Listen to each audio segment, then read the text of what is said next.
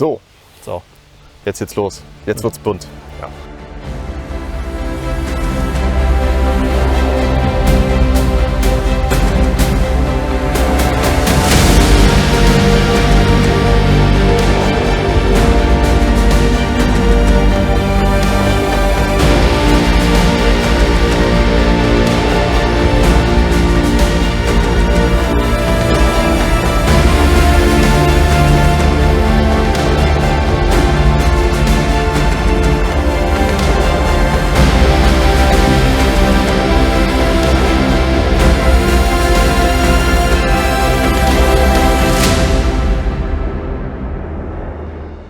Hallo und herzlich willkommen hier auf dem Feldpost-Kanal.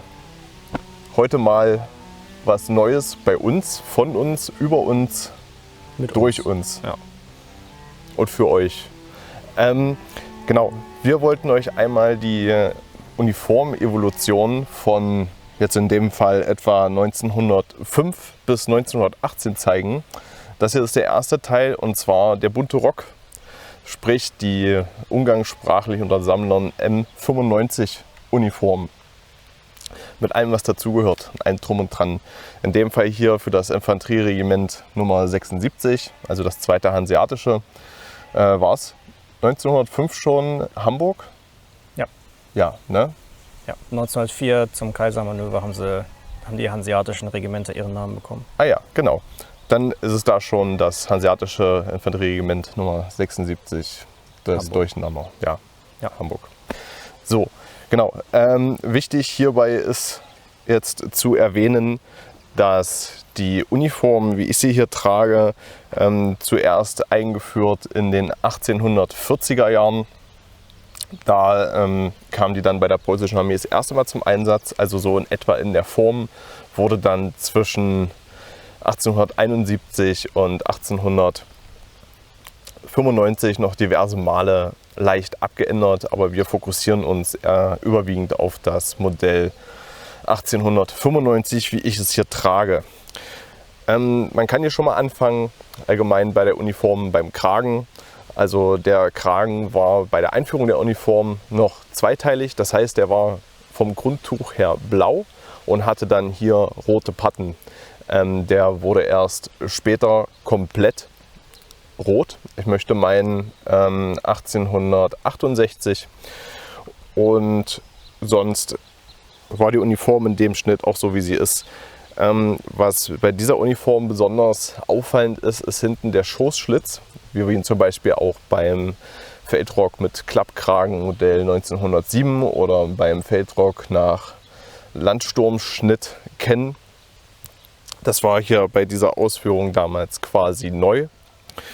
Des Weiteren kann man zu dem Rock sagen, er hatte damals auch schon bei seiner Einführung, als sie eingeführt wurde, Aufschläge. Es gab damals 3 unterschiedliche Aufschlagstypen bei der preußischen Armee. Das waren einmal wie hier die brandenburgischen Aufschläge, dann gab es die schwedischen und die französischen Aufschläge. Aufschläge haben ihren Ursprung im Dreißigjährigen Krieg. Damals waren die quasi notwendig, um den Ärmel umzuschlagen, damit das Bedienen der damaligen Gewehre überhaupt möglich war. Also ich möchte meinen, die haben ja da so Lundenschlossgewehre benutzt. Und da musste man den Ärmel umschlagen, damit man diese Waffen vernünftig führen und benutzen kann. In der preußischen Armee hatten diese Aufschläge dann eigentlich nur noch traditionellen Wert und war eigentlich mehr ein Zierat als wirklich. Eigentlich in jeder Armee, ne? Die meisten Armeen haben ja irgendeine Art von Aufschläge und wenn es auch nur ein umgeklappter mit Nähten versehener Also es gab es auch schon in den napoleonischen Kriegen, da gab es auch schon diese Form der Aufschläge, die waren da schon relativ verbreitet und das hatte sich dann hier später dann auch einfach bei der Armee weiter so umgesetzt. 1887 kam dann auch das erste Mal der Haken mit Knopfprägung. So schimpft er sich. Ja. Das sind quasi die hinteren Schoßknöpfe. Hier bei dem Modell, was ich habe, da wird der Leibriemen noch von normalen Knöpfen getragen. Ab 1887 kamen dann diese hinteren Koppelhaken zur Einführung. Die seitlichen Koppelhaken kamen allerdings erst mit der feldgrauen Uniform. Vorher gab es die hier nicht. Auf dem Kopf trage ich noch die Pickelhaube, auch Modell 1895, quasi in ihrer Endausformung. Natürlich dann sowohl mit der hanseatischen als auch mit der preußischen Kokarde. Ganz normal, Hamburger Regimenter hatten trotz der Tatsache, dass sie eine andere Kokarde trugen, ganz normal preußisches Zierrad obendrauf, also den preußischen Linienadler mit Spitze wie jedes Infanterieregiment. Was bei der Uniform noch sehr markant ist, sind die sehr, sehr bunten Schulterklappen und die bunten Vorstöße an der Uniform. Die waren damals dazu gedacht, um die Armeekorpszugehörigkeit anzuzeigen. Na, also in dem Falle wäre dann aufgrund der weißen Schulterklappen, könnte man jetzt auch annehmen, es sei das 1. Armeekorps, aber es ist in dem Falle das 9. Armeekorps. Das erkennt man dann daran, dass hier gelbe Vorstöße an den Ärmelpatten sind. Das war ein System, das so ein bisschen auf der Farbkodierung der Troddel basiert. Also jeder von euch, der das Video über die Troddeln bei uns gesehen hat, der weiß, dass die Farbkodierung in der Regel immer weiß, rot, gelb, blau ist. Und das spiegelt sich auch in der Armeekorps-Identifikation an der Uniform wieder. Ja, also das über die Troddeln, das ist in dem Video, wie erkenne ich Uniform auf dem Foto, auf Bildern. Ja, Wir haben kein richtiges Trottelvideo gemacht. Das ist da alles so mit drin, Schulterklappen, Troddel und sowas. Genau. Wie gesagt, Armeenzugehörigkeit dann meist in der Kodierung.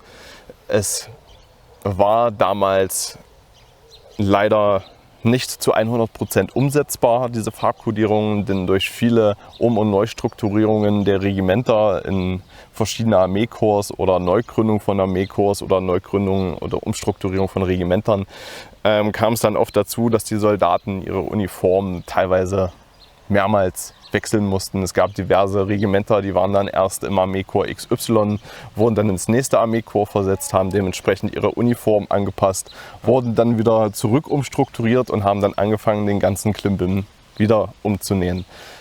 Daher hat es dann dazu geführt, dass es dort auch in dieser Kodierung Abweichungen gab. Es gibt auch noch so ein paar traditionsbedingte, speziellere Sachen, wie zum Beispiel bei den Hessen. Beim hessischen, also das ist die preußische Nummer, beim Infanterieregiment 116 waren auch zum Beispiel die Ärmelpatten weiß, dann bei 117 waren sie blau und bei 118 waren sie gelb. Aber auch zum Beispiel beim 3. Hanseatischen Infanterieregiment Nummer 162, da waren die Ärmelpatten weiß mit gelben Vorstößen.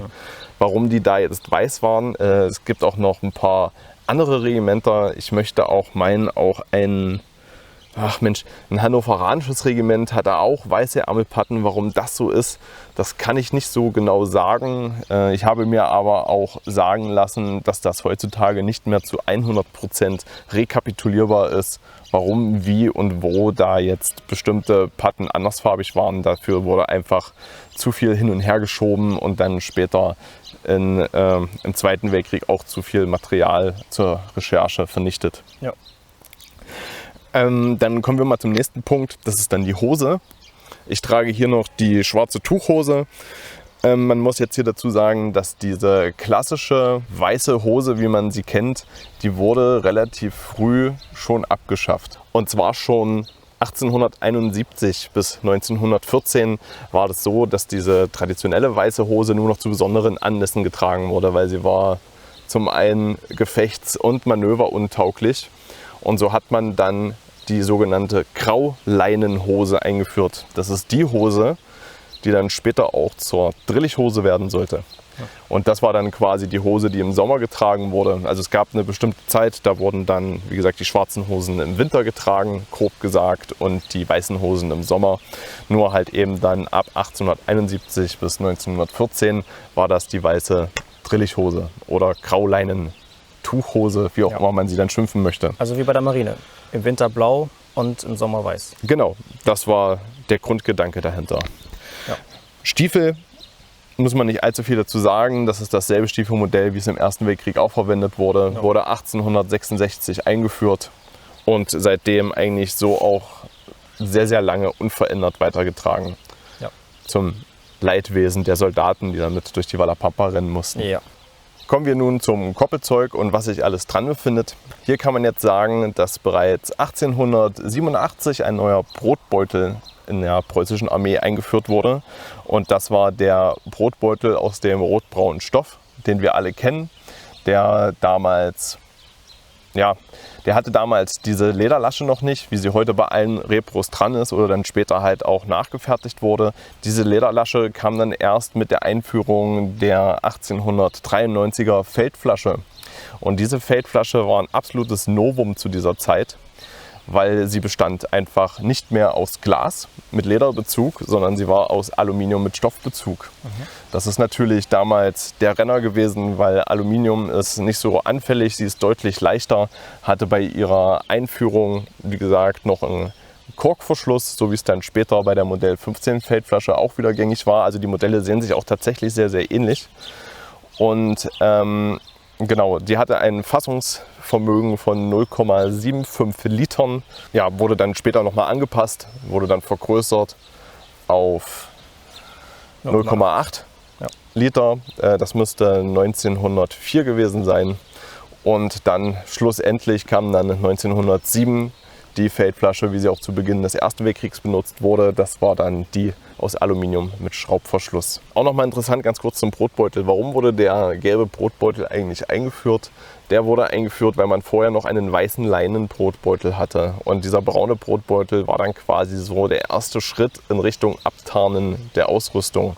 Betraf übrigens auch das Kochgeschirr, denn das Kochgeschirr, das dann eingeführt worden war ab da zu schwärzen, bis dann 1910 das Aluminiumkochgeschirr schon von Werk aus schwarz ausgegeben wurde. Das Hamburger Regiment, welches wir darstellen, Nummer 76, wurde erst 1906 mit dem Gewehr 98 Stück für Stück ausgestattet. Das heißt, zu dem Darstellungszeitraum, den wir euch hier zeigen, gehört natürlich das Gewehr 88. Zu dem Gewehr 88 gab es damals noch diese Patronentaschen. Also klar, es gab natürlich auch die Patronentasche 88, war aber eher unüblich, gerade bei dem Hamburger Regiment. Und da wurden noch sehr lange, teilweise auch noch bis in den Krieg hinein, die Patronentasche 95 getragen. Diese Patronentasche war eigentlich dazu konzipiert, wirklich Pakete aufzunehmen, also Ladestreifen in Paketen, sodass man aus dieser Patronentasche ein ganzes Paket entnehmen musste, das man dann wieder auspacken musste, um den Ladestreifen bzw. den Laderahmen war es ja damals noch, den Laderahmen zu entnehmen, um dann das Gewehr zu laden. War natürlich sehr umständlich, typische Friedensfertigung, müsste man jetzt so sagen. Und aufgrund der Tatsache hat man diese Patronentaschen dann später auch modifiziert, dass sie Laderahmen aufnehmen kann. Zum Gewehr kann man hier noch dazu sagen, das ist eine modifizierte Version des Gewehr 88, und zwar die Modifikation Gewehr 8805. Die beinhaltet eigentlich bloß die Anpassung an andere Geschossarten, also von Rund auf Spitzkugeln. Da wurde hier oben ein bisschen was ausgefräst, dass die längere Patrone reinpasst, und es wurden diese zwei Streifen aufgelötet zur Aufnahme von den Ladestreifen und nicht mehr von den Laderahmen.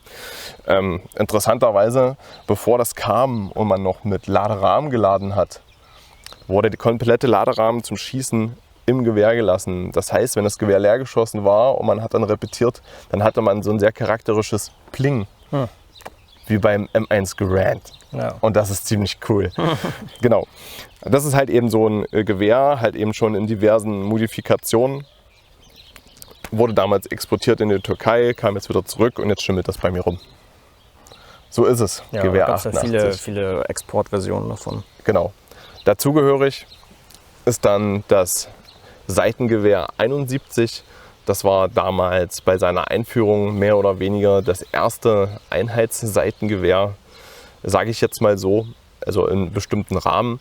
Das war sehr nah angelegt an das Seitengewehr 60. Der einzige Unterschied hierzu war natürlich, dass es eine beidseitig gekehlte Klinge hatte. Und dieses Seitengewehr, also das Seitengewehr 71, passt natürlich ganz fantastisch auch auf das Gewehr 88. Des Weiteren dazugehörig ist der Spaten.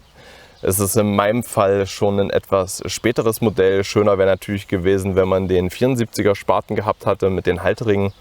Ich habe eine etwas spätere Version, wo der Haltering dann schon am Spatenblatt integriert ist. Da hätten wir auch einfach mal nehmen können. Ich habe den 74er. Ja. Gut. Schade. Blenden Nächstes ein Mal. sonst oder so. Genau. Ja. Ach nee, Spatenvideo.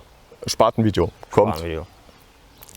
Genau, also der Spaten, wie gesagt, gehörte auch da dann schon zur infanteristischen Ausrüstung. Ja, zum Schanzzeug, zum kleinen Schanzzeug. Richtig. Ne, wie auch die Beilpicke und das Beil und die Drahtschere und überhaupt. Genau. Zu der Uniform gehört natürlich auch das charakteristische Koppelschloss. Auch hier für die Hanseaten in der preußischen Ausführung mit der preußischen Krone und dem Gott mit uns Motto oder Leitspruch, Wahlspruch, je nachdem, wie man schimpfen möchte. Das ist ja eigentlich so Standard, wie man es kennt. Aha. Und Ja. das wurde auch sehr lange von preußischen Kontingenten eigentlich bis Kriegsende so getragen. Ja, genau. Nur dann später 1914 natürlich schon überlackiert teilweise. Genau. Und dann später in der geprägten Stahlausführung. Ja, genau. Weil die Messing-Version ja auch erstens aus Messing ist, ne, was natürlich woanders eingesetzt werden musste. Und weil es 2 Teile sind, die wieder aufeinander gelötet werden mussten. Und das ist halt ein Arbeitsschritt gespart, indem man sich das einfach nur presst. Ja. Ja. Ne, alles schnell, schnell. Genau, musste gemacht werden. Dann hoffe ich, euch hat dieses Video in einer kurzen und groben Übersicht über den bunten Rock des 2. Hanseatischen Infanterieregiments Nummer 76 Hamburg gefallen. Wenn ihr mehr Videos zum bunten Rock haben wollt, dann sagt gerne Bescheid. Nicht, dass wir das jetzt umfangreich liefern könnten, aber sagt uns das gerne. Ja. Schreibt es in die Kommentare, wenn ihr mehr sehen wollt, also generell über Uniform und Schnickschnack und in Zukunft auch noch ein bisschen gesellschaftskritischere Themen. Was? Da wird es richtig deep. Was? Dann lasst gerne ein Abo da und dann sehen wir uns beim nächsten Mal.